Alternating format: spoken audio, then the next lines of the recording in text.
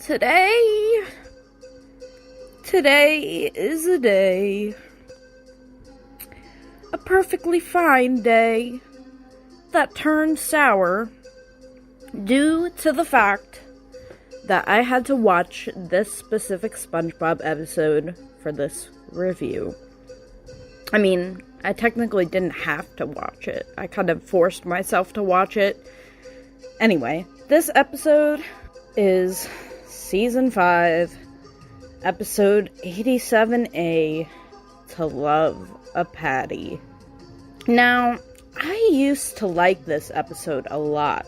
I even had it on DVD. Why did I like it? I have no idea. I used to find it really funny for some reason, but going back to it made me realize why people hate this episode so damn much. There's just so many things wrong with it, and even though some people have already talked about it, I want to give my unique perspective on it as I actually used to like it as a kid. So, the overall plot of the episode basically goes like this. SpongeBob makes an order of 6 patties, but one particular patty stands out to him. He falls in love with the patty, continuing to carry it around with him as the thing rots, disrupting the lives of those around him. Okay, so how did the people in the writer's room sit down and come up with this shit without realizing this concept is flawed from the beginning? Now, this has already been brought up by a YouTuber I really like, Pie Guy Rules. But Steven Hillenburg, the late creator of SpongeBob SquarePants, literally said from the beginning that he didn't want SpongeBob dating anyone. He described him as being basically asexual, which I assume also means he's aromantic as well. As being aromantic essentially means you don't want or feel the need for dating or romantic relationships of any kind. Now, Steven Hillenburg stepped down from working on the series after the first movie, meaning he had nothing to do with this episode except for his name being slapped on it as creator. I can only imagine how he felt seeing fellow writers and newer writers coming up with a plot for such an episode that directly contradicts such an important part of SpongeBob's character. Anyways, the episode starts with SpongeBob singing to the Krabby Patties as he cooks them. Nothing particularly out of character about that exactly, but the lyrics he's singing definitely aren't out of character. The little song goes, "Someday I'm gonna make you my sweetie, not overtly, but surreptitiously." Those are just weird lyrics to be coming from SpongeBob, but okay. Then, after a little drum solo, he notices the patties are done. He says, "Looks like you guys and gals are done." Guys and gals? So he's gendering Krabby Patties now? Okay. So, they go through a little montage of SpongeBob assembling these patties, but when SpongeBob is done, he notices a particular patty that catches his eye. This patty is cartoonishly made to look like a pretty lady, with lettuce hair, tomato eyes, a pickle slice for a nose, a smile drawn in mustard, and lastly, the blush on her cheeks drawn in ketchup. I actually like how they designed the patty itself for this one scene. It's pretty creative and shows how beautifully crafted the patty is, but they only show it this one time, and what we get to see later that substitutes it? Disgusting! But that's a discussion for later in the video.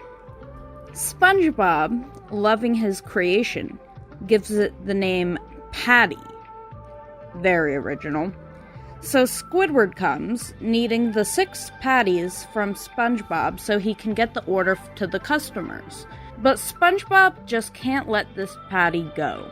for some reason, and only gives Squidward 5 of the 6 patties.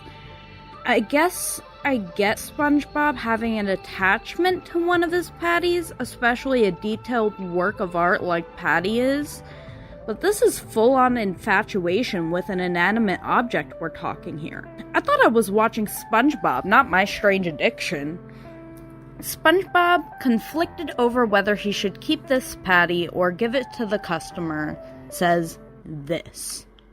Oh, Patty, a patty like you comes around once in a lifetime. I can't let them eat you. No, the job must come first. I can't let emotions cloud my commitment to the sacred fry cook oath. That which is fried must be eaten. So, there is a specific oath that a patty that is cooked must be eaten? That's a thing that exists in SpongeBob canon. Alright. Squidward busts in, looking for the 6th patty, sees it in SpongeBob's hand, takes it, and gives it to this rough and tough looking group of customers. As the customer goes to bite his patty, the patty sheds a single tear, causing SpongeBob to jump onto the table yelling, "No! I won't let you do this to Patty!"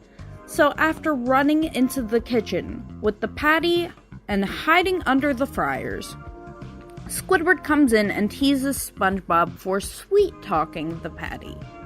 After Squidward playfully suggests taking it home and putting a dress on it, SpongeBob agrees, saying it's a great idea, and leaves work. Then Squidward says this.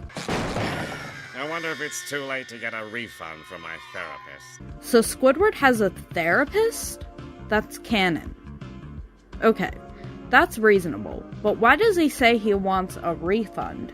Wouldn't he need more therapy after encountering his neighbor and coworker falling romantically in love with a Krabby Patty? I don't know. Maybe there's something I'm failing to understand here, or the writers have completely lost their minds at this point. So anyways, SpongeBob goes and serves the guy his patty, except when he lifts up the bun, there's clearly a shoe there. How does the customer respond to this?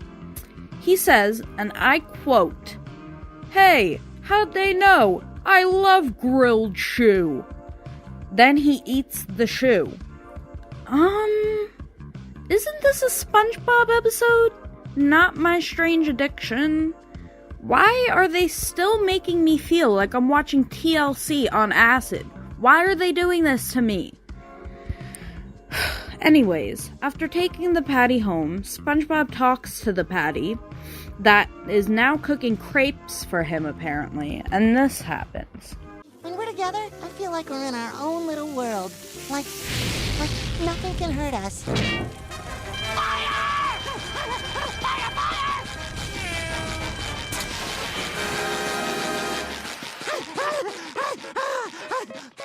It's okay, Patty. The fire's gone. You're safe now. So SpongeBob has become so irresponsible and so absorbed in this stupid patty that he literally lets his stove catch on fire. Does nothing but run around screaming like a sim until his pet snail has to put the fire out for him. So this is what SpongeBob has become? Or at least what he became for a while during this awful era of SpongeBob? I know this is a pretty common opinion, but it was around season 5 where SpongeBob was beginning to feel less and less like SpongeBob to me. If you don't feel that way, I'm not here to tell you you're wrong. I'm just explaining my personal opinion on this particular era of the show, specifically seasons 5 to 8. I can't really say as I haven't seen much past season 7, but anyway, let's get back into the episode. The doorbell rings, and in comes Patrick, excited as ever to see SpongeBob, while SpongeBob barely pays any attention to anything other than this patty. Patrick says, "How about a game of tie your best buddy in knots?" Okay, didn't know that was a thing SpongeBob and Patrick did together, but apparently it is. SpongeBob declines Patrick's request to play his sick form of a Twister game because he already made plans to walk with Patty through jellyfish fields. God. Then Sandy comes in with an offer for a game of karate, which SpongeBob also declines because after his walk through jellyfish fields, he's taking Patty on a rowboat ride. Except, according to Sandy, her and SpongeBob had already planned to go karate chopping. So SpongeBob is literally blowing off his friend for an inanimate object. So, according to SpongeBob, blowing your friends off for an inanimate object is a completely fine and reasonable thing to do. Then Sandy says the most reasonable thing I've heard so far this episode. Well, that makes about as much sense as a snake with no slither. Patties are put in the water for eating, SpongeBob, not for bebopping all over Timbuktu. There you go, Sandy saying what we were all already thinking. But SpongeBob doesn't really care what Sandy thinks, nor does he care for reason, and he goes on this little walk through jellyfish fields and this little rowboat ride with Patty. After SpongeBob leaves, Patrick says this. I've been replaced by a sandwich! That's rough, buddy. Anyways, as SpongeBob goes on his date with Patty, this interesting music number plays. For some reason, when I was a kid, I really liked this little song. I would rewind the DVD over and over to this spot just to hear it. Now, it's mostly mediocre to me, and the lyrics are just so dumb for the sole reason that SpongeBob's singing romantically to this Patty, and SpongeBob literally is canonically asexual and aromantic, and it's weird. It's just weird hearing SpongeBob sing, "Oh baby," and "baby." Like, what? In what universe does SpongeBob sing this passionately about anyone in such a romantic way? This universe, apparently. Then, as he's singing to Patty, he feeds the scallops some bread. Unfortunately for him, the scallops have taken Patty and begun to eat her. SpongeBob, literally singing that there's nothing he wouldn't do to save this Patty, which isn't a thinking, feeling being, mind you, starts literally demolishing these poor scallops that were only trying to get a good meal. He even rips one in half. Now, not to keep bringing up Pie Guy rules, but I can't ignore the fact that he already pointed out how sick this whole thing was, and pointed out that any one of these scallops could have been the baby scallop that SpongeBob and Patrick raised in Rockabye Bivalve.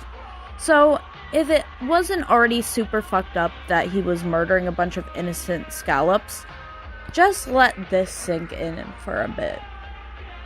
The fact that he could have murdered his own adopted child. Sickening. But he apologizes, right? I'm so sorry. Wrong. He's actually apologizing to the Patty. I'll never let you out of my sight again, and I'll always keep you out of harm's way.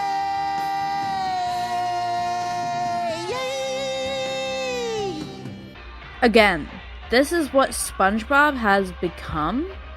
Then he's like, "Oh baby, I love you so strong, that's why I'm singing this song." Like, again, this is so weird to hear coming out of SpongeBob. I know that's probably the point, and that's what the writers were going for, but this just comes across really creepy for some reason. Then he sings this. Your looks are sweeter than honey, from your pickles to your buns. It ain't even funny. Okay, so SpongeBob isn't just romantically attracted to this patty. He's also physically attracted to this patty. Ew? I mean, you could say he's just, like, admiring the quality of the culinary art he's created, but the way he's singing the song seriously implies something else that I'd really rather not think about entirely. So, as they're going down the river in their little boat, they encounter a waterfall, which they both fall down, landing safely for the most part, at the bottom. Patty is fallen apart, but SpongeBob puts her back together into a soggy mess of a burger. I'm already pretty disgusted at this point, but it only gets worse from here on. So, during a picnic, SpongeBob brings up to Patty that it's their 6-hour anniversary. He then goes on to say, rather sensually, "Do you know what that means?" But he cuts himself off after realizing Patty doesn't look so hot. I can only imagine what he was going to say before that. Anyways, he decides he's going to take Patty out for dinner at the Krusty Krab. He shows up in a tux for his special dinner date, and Mr. Krabs congratulates him, wondering who this lucky person could be. Then Squidward says this. How could you possibly date anyone? I mean, look at you. Now, Squidward is mostly jabbing at SpongeBob's appearance and personality, but he makes a good point and is saying what I think we're all thinking here. SpongeBob is just not the kind of guy to date anyone, and that's that. The creator even said so. So, this Patty shows up in a fucking limousine, and when Mr. Krabs and Squidward are presented with this outlandish date of SpongeBob's, they're immediately disgusted by the rancid odor it's producing. They show a gross-up close-up of this thing, and let me tell you, whoever drew it did a good job, because I was completely disgusted by it. I mean, look at this thing and tell me you're not even a little grossed out. The thing that bothers me about this patty compared to the gross-up close-up of the one in the episode Nasty Patty is that this one is actually sickening to the viewer. The other one was more cartoonishly disgusting, while this is so realistic. You can see mold spores and maggots coming out of this thing. It looks like a fucking whole nother planet formed on this goddamn burger.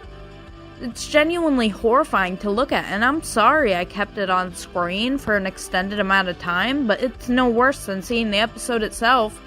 They show this thing not once, not twice, not 3 times, not 4 times, but 5 times in total. I counted. And Nasty Patty, they only show their gross-up, close-up Patty once. When you show the same gross-up, close-up so many times, it loses its shock value. And not only that, but this specific Nasty Patty isn't something you'd want to see more than once, but they show it again and again and again, and it's really tiring to me. So after bribing Mr. Krabs with money to get the manager's treatment, SpongeBob and Patty are sat down at the fanciest table the establishment has to offer. So Squidward comes over and tries to show him just how gross the patty is by squishing the thing open, letting the mold and maggots ooze out of it. This second gross-up close-up of that patty is even more sickening than the last, and again, I'm sorry for showing it, but if I had to sit through it, so do you. SpongeBob, not convinced by this, yells at Squidward, saying he just doesn't see her true beauty. Okay. Then, as SpongeBob's reassuring Patty how perfect she is, he catches a whiff of her odor. He then looks at Patty, and they show the gross-up close-up again. And finally, some sense kicks into SpongeBob, and he realizes how nasty the patty he's holding is. Mr. Krabs comes over to explain to him why a patty must be eaten and not kept like some kind of prize, or in this case, lover. So what's the conclusion SpongeBob comes to after hearing this? The conclusion that he has to eat the fucking patty. At this point, I'm already by the toilet ready to throw up as he's reluctantly shoving this rancid burger into his gullet. Oh my god. Then Mr. Krabs says this. Well done, boy! And as a reward for your valiant effort, I'll only charge you 25 cents for the patty. Employee discount. Really? After all that, he's still charging SpongeBob money for a rancid patty that he could have just thrown away? Ugh. Anyways, the episode ends with SpongeBob asking for a doggy bag with it, and finally I'm relieved from my suffering. God, this episode was hard to sit through, and definitely a mess of an episode overall. I wanted to talk about it because it's an episode I grew up with and ended up disliking over time, but I hadn't seen it in years, so watching it for this review was almost painful for me. Like, reliving the absolute horror of this is just, I don't know. But anyways, that wraps up my review for this episode. If you haven't already seen them, go check out my previous 2 reviews, particularly Nasty Patty, as that is somewhat the precursor to this episode. Anyways, I hope you all have a spectacular day, and that you enjoyed this video somewhat. Autobots, roll out.